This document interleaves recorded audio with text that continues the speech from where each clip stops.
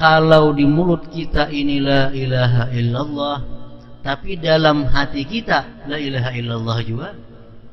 Mulut la ilaha illallah, di hati la ilaha illallah, atau dalam hati la fa'ila illallah, atau dalam hati la mawjud illallah, atau dalam hati la hayya illallah.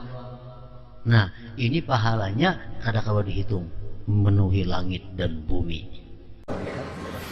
Nah, kita zikir la ilaha illallah, kita hadirkan maknanya sesuai makna yang mana kita pilih di antara makna-makna la ilaha illallah itu. Kita pilih misalnya makna la ilaha illallah, la fa'ila illallah. Nah, setiap mulut kita mengucap la ilaha illallah, dalam hati kita la fa'ila illallah. Nah, tidak ada yang berbuat itu kecuali Allah.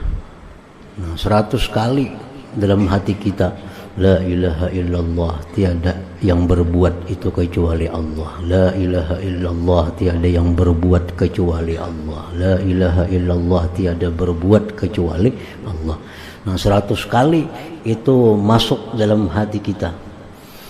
Andai kata 100 jumlah yang kita ambil, nah maka itu akan berbekas. Karena tiap malam 100 masuk dalam hati kita bahwa tidak ada yang berbuat pada alam semesta ini melainkan adalah Allah subhanahu wa ta'ala. Nah, itu akan ada berbekas dalam hati. Kalau itu lazim, kalau itu istiqamah tiap malam, nah, itu akan bisa merubah sikap kita, bisa merubah akhlak kita. Karena sudah masuk dalam hati kita, tidak ada yang berbuat itu kecuali Allah subhanahu wa ta'ala. Atau kita ambil makna yang lebih tinggi lagi, misalnya la ilaha illallah, kita ucapkan dalam hati kita la mawjud bil haqiqah illallah, tidak ada sebenarnya itu melainkan hanya Allah. Di mulut kita la ilaha illallah, di hati tidak ada yang sebenarnya melainkan hanya Allah. Tidak ada yang ada sebenarnya melainkan hanya Allah. Tidak ada yang ada sebenarnya melainkan Allah. 100 kali masuk ke dalam hati kita tiap malam.